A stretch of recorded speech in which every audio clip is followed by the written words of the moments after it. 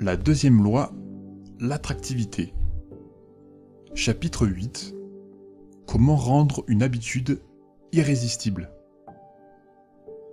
Durant les années 40, un scientifique néerlandais, Nico Tinbergen, réalisa une série d'expériences qui transformèrent notre compréhension de nos motivations. Tinbergen, dont les travaux furent récompensés par un prix Nobel, étudia les goélands argentés, ces grands oiseaux gris et blancs qu'on voit souvent voler le long des côtes. Les goélands argentés adultes ont un petit point rouge sur le bec et Tinbergen regarda que les poussins fraîchement éclos piquaient à cet endroit chaque fois qu'ils voulaient être nourris. Pour réaliser son expérience, il fabriqua plusieurs faux becs en carton représentant simplement une tête sans corps. Quand les parents quittèrent le nid, il présenta ces faux becs aux poussins. Ils étaient tellement évidents que les becs étaient faux qu'il pensait que les oisillons les rejetteraient. Mais quand les petits goélands virent la tache rouge sur le bec en carton, ils la picorèrent comme si cette tache appartenait à leur propre mère. Ils se dirigeaient nettement vers ces points rouges, comme s'ils avaient été génétiquement programmés à la naissance. Par la suite, Tinbergen découvrit que plus la tache rouge était grosse, plus les poussins picoraient vite. Finalement, il fabriqua un bec composant 3 gros points rouges. Quand il le plaça dans le nid, les oisillons devinrent fous de joie et picorèrent les taches rouges comme si c'était le plus grand bec qu'ils n'avaient jamais vu. Tinbergen et ses collègues mirent en évidence un comportement similaire chez d'autres animaux. Par exemple, l'oie cendrée est un oiseau qui nidifie au sol. Parfois, lorsque la mère se déplace dans le nid, l'un des œufs roule et se dépose sur l'herbe à proximité. Chaque fois que cela se produit, l'oie se dandine jusqu'à l'œuf et utilise son bec et son cou pour le ramener dans le nid. Tinbergen découvrit que l'oie attirait n'importe quel objet rond, tel qu'une boule de billard ou une ampoule électrique, dans le nid. Plus l'objet était gros, plus sa réaction était grande.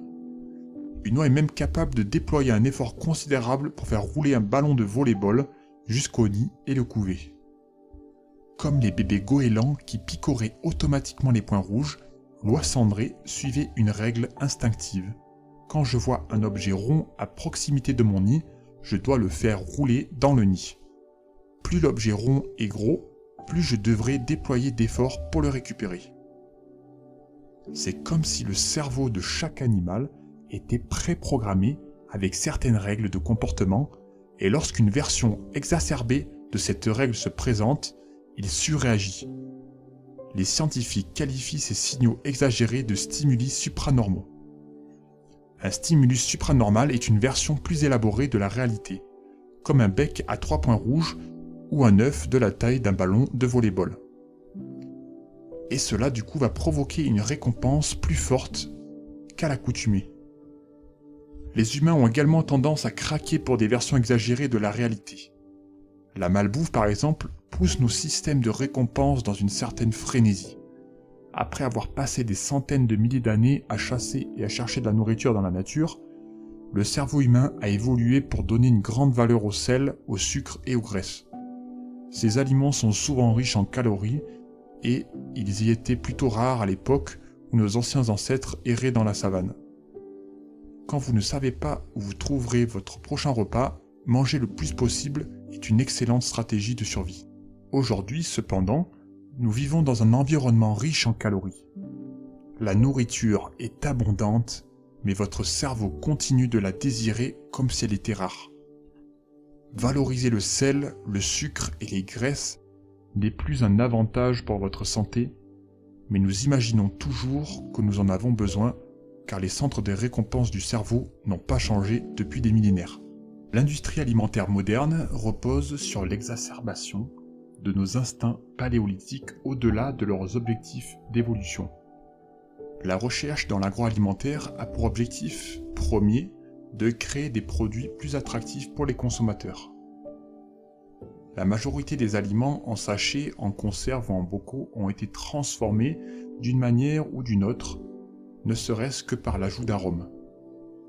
Les entreprises dépensent des millions de dollars pour obtenir le croustillant optimal de leurs chips, ou leur pétillant parfait d'un soda. Des services entiers se consacrent à l'optimisation de la sensation d'un produit dans votre bouche. C'est ce que l'on appelle l'orosensation. Les frites, par exemple, sont une combinaison puissante, dorée et croquante à l'extérieur, légère et onctueuse à l'intérieur. D'autres aliments transformés augmentent ce contraste dynamique. Ils allient plusieurs sensations à la fois croquantes et crémeuses. Imaginez le goût du fromage fondu sur une croûte de pizza croustillante, ou le croquant d'un biscuit Oreo associé à son cœur crémeux et onctueux. Avec les aliments naturels et non transformés, vous ressentez toujours les mêmes sensations. Après 10 bouchées de choux, votre cerveau ne s'y intéresse plus et vous commencez à vous sentir rassasié. A l'inverse, les aliments transformés rendent l'expérience nouvelle et intéressante et vous encouragent à manger plus. En fin de compte, ces stratégies permettent aux scientifiques de l'alimentation de déterminer le point d'extase de chaque produit, la combinaison précise de sel, de sucre et de graisse qui excite votre cerveau et vous incite à y revenir. Le résultat, bien sûr, c'est que vous mangez trop, car les aliments hyper appétissants sont plus attractifs pour le cerveau humain. Stéphane Guéné, neuroscientifique spécialisé dans le comportement alimentaire et l'obésité, déclara « Nous avons parfaitement réussi à atteindre nos propres limites. » L'industrie alimentaire moderne et les habitudes de surconsommation qu'elle engendre n'en sont qu'un exemple de la deuxième loi du changement de comportement, l'attractivité. Plus une opportunité est attractive, plus elle risque de devenir une habitude. Regardez autour de vous. La société regorge de versions hautement améliorées de la réalité, plus attractives que le monde dans lequel nos ancêtres ont évolué. Les magasins présentent des mannequins aux hanches et aux seins exagérés pour vendre des vêtements. Les réseaux sociaux offrent plus de mentions j'aime et de louanges en quelques minutes que ce que nous pourrions jamais recevoir au bureau ou à la maison. Les vidéos pornographiques en ligne sont totalement irréelles. Les publicités sont créées avec un éclairage idéal, un maquillage professionnel et des retouches Photoshop. Même le mannequin initial ne ressemble pas à la personne qui apparaît sur l'image finale. Ce sont les stimuli supranormaux de notre monde moderne. Ils exagèrent des caractéristiques qui nous attirent naturellement, et notre instinct se déchaîne en conséquence, nous entraînant dans des habitudes excessives de shopping, sur les réseaux sociaux, dans nos rapports sexuels, dans notre alimentation, etc. Si l'histoire peut servir de guide, les perspectives d'avenir seront plus intéressantes que celles d'aujourd'hui.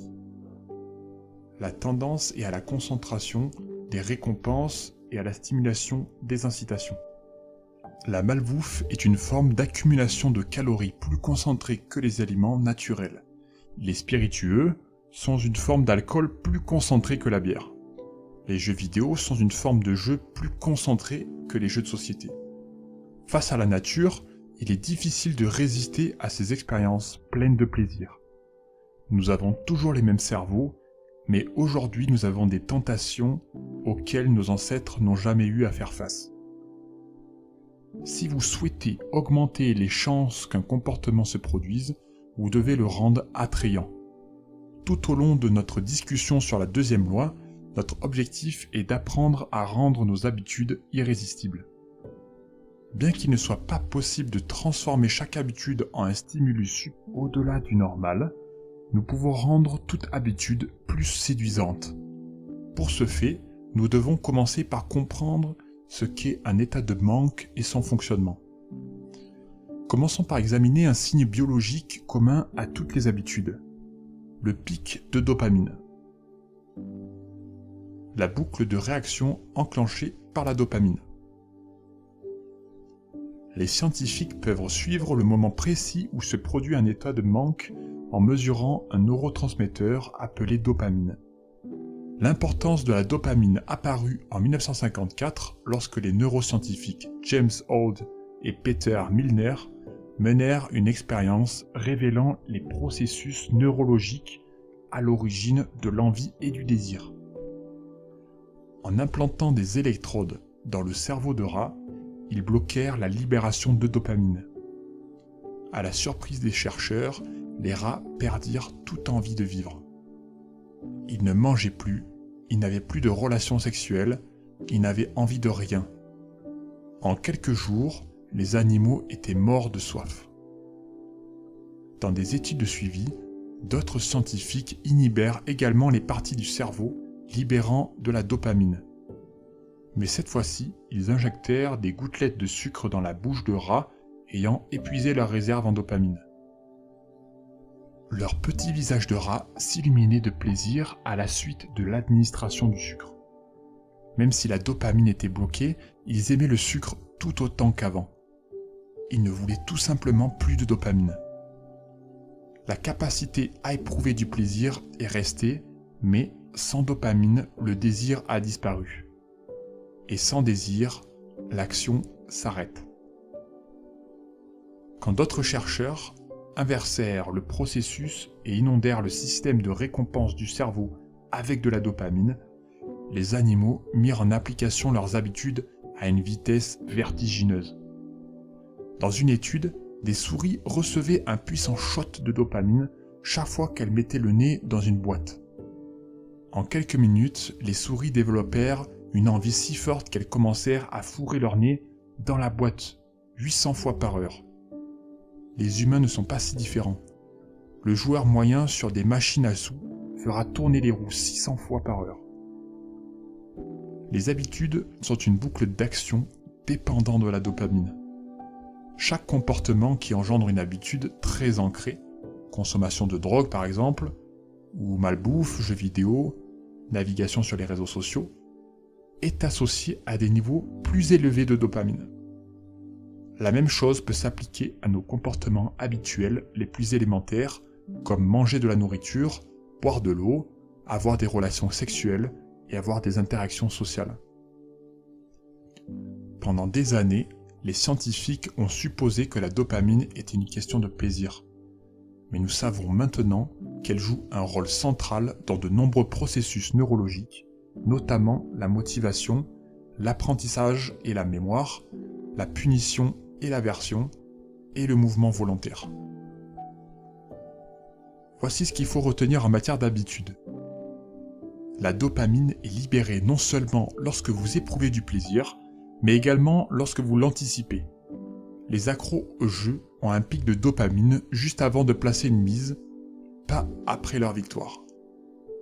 Les cocaïnomanes ont une poussée de dopamine quand ils voient la poudre et non après l'avoir prise. Chaque fois que vous prévoyez qu'une opportunité sera gratifiante, vos niveaux de dopamine augmentent. Et chaque fois que la dopamine augmente, votre motivation à agir augmente également. C'est l'attente d'une récompense et non l'accomplissement qui nous pousse à agir. Fait intéressant, le système de récompense activé dans le cerveau lorsque vous recevez une récompense est le même que celui qui est activé lorsque vous anticipez une récompense. C'est une des raisons pour laquelle l'anticipation d'une expérience peut souvent sembler plus gratifiante que sa réalisation. Lorsqu'on est enfant, penser au matin de Noël peut être plus excitant que d'ouvrir des cadeaux. Lorsqu'on est adulte, rêver de ses prochaines vacances peut être plus excitant que d'être réellement en vacances. Les scientifiques appellent cela la différence entre vouloir et apprécier. Votre cerveau a beaucoup plus de circuits neuronaux axés sur la demande de récompense que sur l'appréciation de ces récompenses. Les centres demandeurs de votre cerveau sont vastes. On retrouve notamment le tronc cérébral, le noyau accumbens, l'aire tegmentaire ventrale, et le striatum dorsal, les amygdales, et des parties du cortex préfrontal. En comparaison, les centres d'appréciation du cerveau sont beaucoup plus petits. Ils sont souvent qualifiés de points chauds hédoniques. Ils sont répartis sous forme de minuscules îlots dans le cerveau. Par exemple, des chercheurs ont découvert que 100% du noyau accumbens est activé pendant le désir. Toutefois, seulement 10% de la structure est activée pendant l'appréciation. Le fait que le cerveau dédie un espace précieux aux régions responsables de l'envie et du désir est une preuve supplémentaire du rôle capital joué par ces processus. Le désir est le moteur qui dirige le comportement. Chaque action est entreprise à cause de l'anticipation qui la précède. C'est le désir ou l'envie qui mène à la réponse. Comment utiliser le regroupement de tentations pour rendre vos habitudes plus attractives? Ronan Bryan, étudiant en génie électrique à Dublin, en Irlande, aimait regarder Netflix, mais il était également conscient qu'il ne faisait pas suffisamment de sport. Mettant à profit ses compétences en ingénierie, connecta son vélo d'appartement à son ordinateur portable et à sa télévision. Ensuite, il écrivit un programme informatique qui permettait à Netflix de fonctionner uniquement s'il roulait à une certaine vitesse. S'il ralentissait trop longtemps, le programme qui regardait s'interrompait jusqu'à ce qu'il recommence à pédaler. Pour reprendre les termes d'un fan, il luttait contre l'obésité en s'empiffrant de séries sur Netflix. Il utilisait également le regroupement de tentations pour se motiver davantage. Le regroupement de tentations fonctionne en liant une action que vous voulez faire à une action que vous devez faire. Dans le cas de Bryan, il associait les séries sur Netflix, c'est ce qu'il voulait faire, à l'exercice du vélo, c'est ce qu'il devait faire. Des entreprises sont expertes en la matière de tentation. Par exemple, lorsque la chaîne de télévision ABC lança sa programmation télévisuelle du jeudi soir pour la saison 2014-2015, elle fit la promotion du regroupement de tentations à grande échelle. Tous les jeudis, la chaîne diffusait 3 séries créées par la scénariste Shonda Rhimes, Grey's Anatomy, Scandal et How to Get Away with Murder.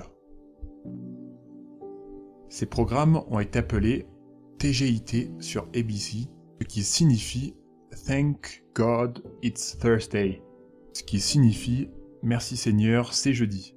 En plus de promouvoir ces programmes, ABC encourageait les téléspectateurs à grignoter du popcorn, à boire un bon verre de vin rouge et à profiter de leur soirée. Andrew Rubitz, responsable de la programmation chez ABC, décrit les motivations de cette campagne. Nous considérons que la nuit du jeudi est l'occasion de regarder la télévision pour nombre de téléspectateurs, couples ou femmes seules, qui souhaitent s'échapper du quotidien en buvant un bon verre de vin et en grignotant du popcorn. L'intérêt de cette stratégie reposait sur le fait qu'ABC associait ce qu'elle attendait des téléspectateurs, qu'ils regardent ces émissions, à des activités qu'ils souhaitaient faire, se relaxer, boire un verre, manger du popcorn. Au fil du temps, les téléspectateurs se mirent à regarder ABC pour se détendre et se divertir. Si vous buvez un verre de vin rouge et si vous mangez du popcorn devant la télé à 20h tous les jeudis, c'est que cette soirée de la semaine signifie pour vous détente et divertissement. La récompense est associée au déclencheur et l'habitude d'allumer la télévision devient plus attractive. Vous aurez plus de chances de considérer qu'un comportement est attrayant si vous faites l'une de vos activités préférées en même temps. Vous voulez peut-être connaître les derniers potins sur les célébrités, mais vous devez rester en forme. En utilisant le regroupement de tentations, vous pourrez seulement lire les journaux à scandale et regarder des émissions de télé-réalité à la salle de sport. Peut-être avez-vous envie d'une pédicure, mais vous devez nettoyer votre messagerie électronique.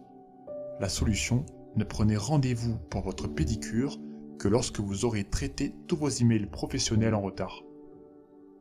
Le regroupement des tentations est une façon d'appliquer une théorie de la psychologie qu'on appelle le principe de Premack. Désigné ainsi en hommage au travail du professeur David Premack, le principe stipule que des comportements plus probables renforcent des comportements moins probables. En d'autres termes, même si vous ne voulez pas vraiment traiter vos messages en retard, vous vous conditionnerez à le faire si vous pouvez vous accorder quelque chose que vous voulez faire vraiment, en cours de route ou par la suite. Vous pouvez même associer le regroupement de tentations à la stratégie de la superposition d'habitudes abordée au chapitre 5 pour créer un ensemble de règles permettant de guider votre comportement. La formule superposition d'habitude plus regroupement de tentations est la suivante. Après une habitude actuelle, je vais habitude dont j'ai besoin. Après habitude dont j'ai besoin, je vais habitude actuelle. Par exemple, si vous voulez lire les informations mais que vous avez besoin d'exprimer plus de gratitude. Après avoir pris mon café du matin, je dirai une chose qui est arrivée hier et dont je suis reconnaissant. Le besoin. Après avoir dit une chose pour laquelle je suis reconnaissant, je vais lire les informations, mon souhait. Par exemple, si vous souhaitez regarder un programme sportif, mais que vous devez téléphoner à des clients. Après mon retour de la pause déjeuner, j'appellerai 3 clients potentiels, le besoin. Après avoir appelé 3 clients potentiels, je regarderai ESPN, c'est mon souhait. Si vous voulez surfer sur Facebook, mais que vous avez besoin de faire plus d'exercices, après avoir consulté mon téléphone, je ferai 10 pompes, c'est mon besoin. Et après avoir fait 10 pompes, j'irai sur Facebook, c'est le souhait. L'idée est qu'à terme, vous souhaiteriez appeler 3 clients ou faire 10 pompes, car cela signifie que vous pourrez lire des dernières nouvelles sportives ou consulter Facebook. Faire ce que vous devez faire signifie que vous pouvez faire ce que vous voulez faire. Nous avons commencé ce chapitre en discutant des stimuli supranormaux, qui sont des versions exacerbées de la réalité, qui renforcent, eux, notre désir d'agir. Le regroupement de tentations est un moyen de créer une version améliorée de toute habitude en la connectant à quelque chose que vous souhaitez déjà. Il est compliqué de créer une habitude vraiment irrésistible, mais cette stratégie simple peut être utilisée pour rendre presque toute forme d'habitude plus attractive qu'elle ne le serait autrement. Résumé du chapitre 8. La deuxième loi du changement de comportement est l'attractivité. Deuxième point, plus une opportunité est attractive, plus elle risque de devenir une habitude. Troisième point, les habitudes sont une boucle d'action liée à la dopamine. Lorsque la dopamine augmente, notre motivation à agir augmente également. Quatrième point, c'est l'attente d'une récompense et non son accomplissement qui nous pousse à agir. Plus l'anticipation est grande, plus le pic de dopamine est important. Cinquième point, le regroupement de tentations est un moyen de rendre nos habitudes plus attractives. Cette stratégie consiste à associer une action que vous voulez faire à une action que vous devez faire.